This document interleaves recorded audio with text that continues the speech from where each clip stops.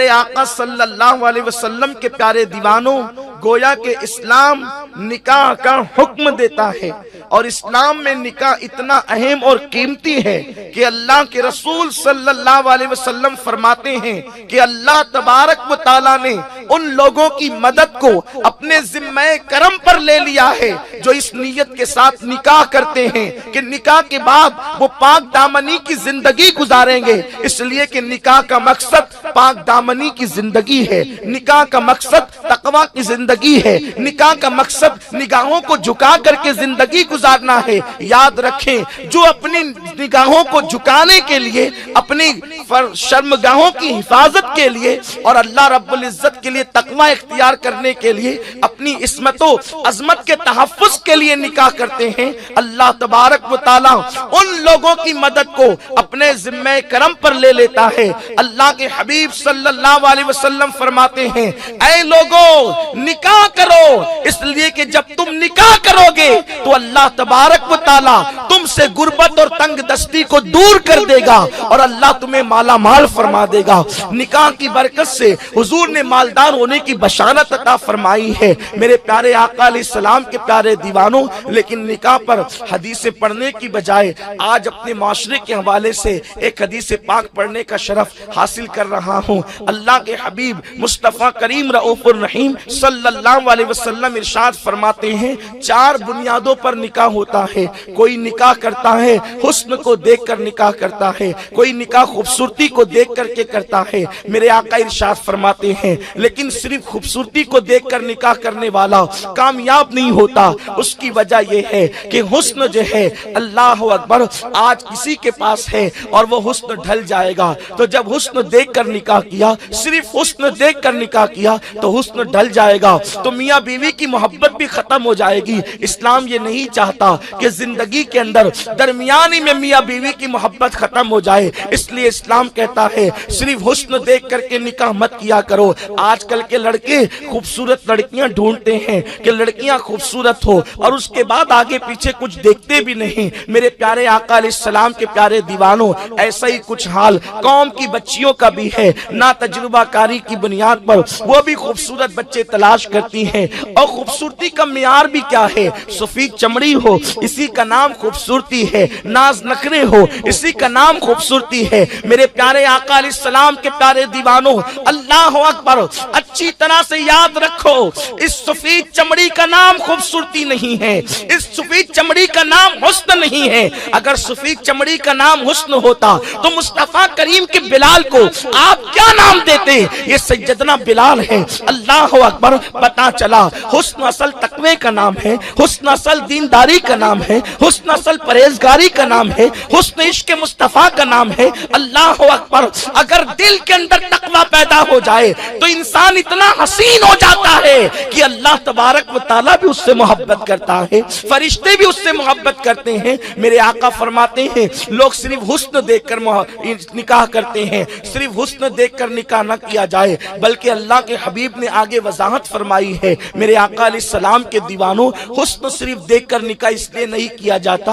کیا جانا چاہیے کیونکہ اگر ایک عورت کا حسن دیکھ کر نکاح کیا گیا ہے، وہ 2-3 بچوں کی ماں ہو جائے گی تو اس کا حسن ڈھل جائے گا۔ اسی لیے پھر انسان جو ہے اس سے وہ محبت کا تعلق نہیں رکھے گا جو محبت کا تعلق ہونا چاہیے۔ میرے آقا صلی اللہ علیہ وسلم کے پیارے دیوانوں، جو حسن کے پجاری اور فریبتہ ہوتے ہیں، اسی لیے جب 2-3 بچے ہو جائیں اور بیوی کا حسن ڈھل جائے تو ان کی دلچسپیاں کم ہونے لگتی ہے۔ یاد رکھیں حسن کیا ہے۔ آئیے میں پہلے ایک بات اپنے نوجوانوں کو بتاؤں، اصل حسن تقوی ہے، اصل حسن دینداری ہے، اصل حسن عشق مصطفیٰ ہے۔ ایک مرتبہ سیدنا بابا فرید الدین گنج شکر رحمت اللہ علیہ، یہ سلسلے چشتیہ کے بہت بڑے بزرگ ہیں، ہم چشتیوں نے سیدنا بابا فرید الدین گنج شکر کو جس شان کا بزرگ مانا ہے، یہ ہمارا حصہ ہے، اور سلسلے چشتیہ میں بابا فرید کو شہباز کہا جاتا ہے۔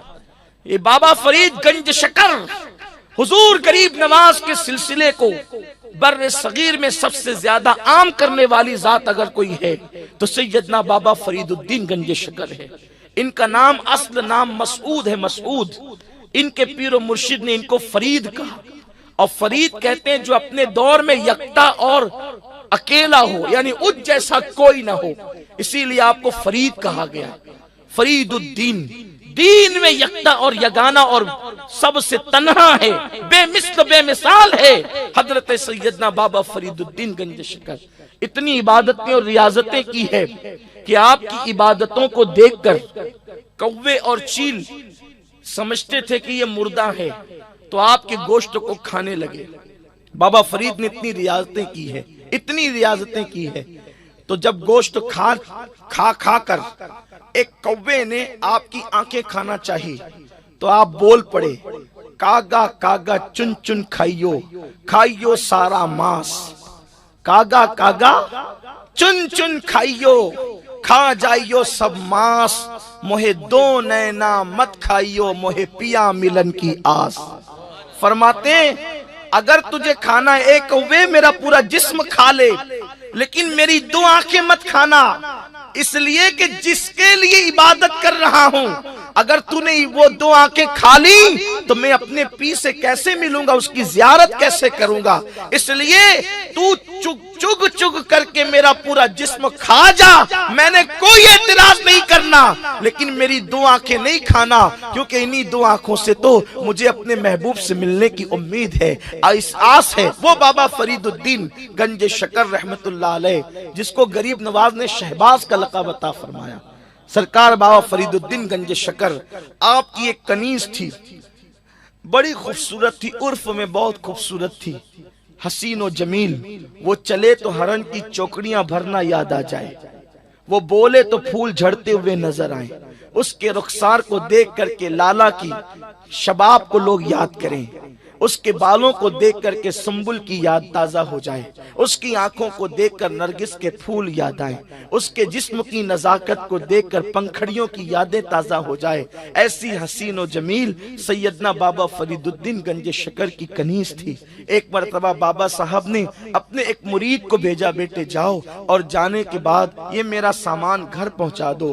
بابا فرید کا وہ مرید نکلا اور سامان گھر دینے کے لیے گیا تو وہی کنیز سامان لینے کے لیے آئی۔ جب وہ کنیز نے سامان لینے کے لیے ہاتھ بڑھایا، وہ مرید نے جیسے اس کو دیکھا تو دیکھنے کے بعد سامان کیا دینا تھا، وہ تو اس کنیز کو دل دے بیٹھا۔ اس کی خوبصورتی کو دیکھ کر لوگ حسینوں کو دل اس لیے دے بیٹھتے ہیں کہ ان کے دل میں سارے جہانوں کے حسینوں کا محبوب مصطفیٰ جان رحمت کا عشق نہیں ہوتا جیسا کہ ہونا چاہیے، اسی لیے نظریں بہکتی ہے، نگاہیں آوارہ ہوتی ہے، انسان کبھی زنا کے اڈے پر جاتا ہے، انسان کبھی شراب کے اڈے پر جاتا ہے، انسان کبھی نفسانی خواہشات کی طرف جاتا ہے۔ اس کنیز کو وہ دل دے بیٹھا اور بابا فرید کی خانقاہ میں لوٹنے کی بجائے وہ گھر کی طرف لوٹ گیا۔ کئی دن ہوئے بابا کی خانقاہ میں نہیں آیا۔ حضرت بابا فرید الدین گنج شکر جو مشائخ چشت ہے، انہوں نے بڑی نرمی کے ساتھ، بڑے پیار کے ساتھ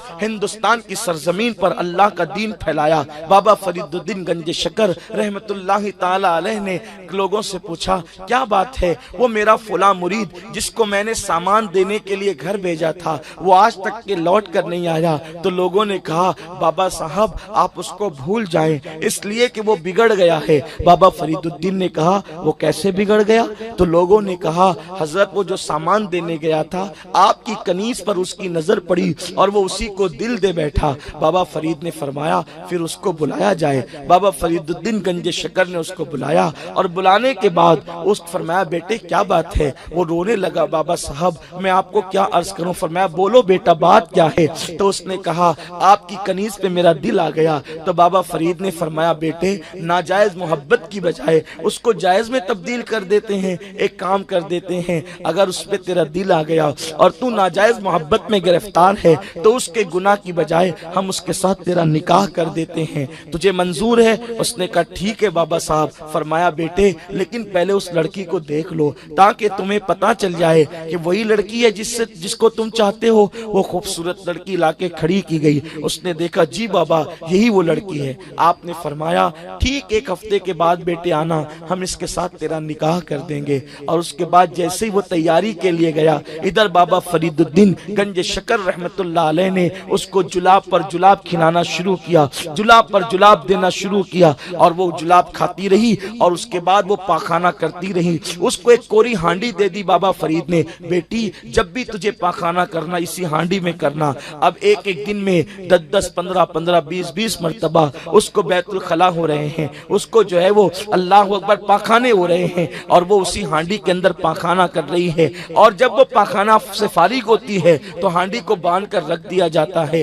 ٹھیک ایک ہفتہ گزرا، آپ لوگ اچھی طرح جانتے ہیں میں کوئی بہت لمبی چوڑی یا کسی بہت دور کی گفتگو نہیں کر رہا ہوں، ایک انسان کو دن میں 2-4 لوز موشن ہو جائیں تو اس کی حالت کیا ہوتی ہے آپ جانتے ہیں، چہرہ اتر جاتا ہے، آنکھیں ڈھیلی پڑ جاتی ہے، آنکھیں سونی سونی ہو جاتی ہے نا۔ اگر انسان کو لوز موشن شروع ہو جائے تو کتنی تکلیف ہوتی ہے، اچھا بلا آدمی مریض لگنے لگتا ہے، مردہ لگنے لگتا ہے۔ ایک ہفتے تک مسلسل وہ پاخانے پر پاخانے کرتی رہی، اس کا حال کیا ہوگا؟ اب وہ بستر سے اٹھنے کے قابل نہ رہی۔ جو رخسار لالا کی یاد دلاتے تھے ان رخساروں کا حال یہ ہوا، وہ پیلے پیلے پڑ گئے، وہ اندر کو دھس گئے۔ آنکھیں جو نرگس کے پھولوں کی یاد تازہ کرتی تھی وہ آنکھیں سونی سونی ہو گئی۔ اس کے بال جو سنبل کی یاد دلاتے تھے ایسا لگتا تھا جیسے کسی گھونسلے کو کسی باز نے اجاڑ دیا ہو، اس طریقے سے اس کے بالوں کا حال ہو گیا۔ وہ چلنے پھرنے کے قابل نہ رہی، وہ بولنے کے قابل نہ رہی، نہ وہ بولتی تھی۔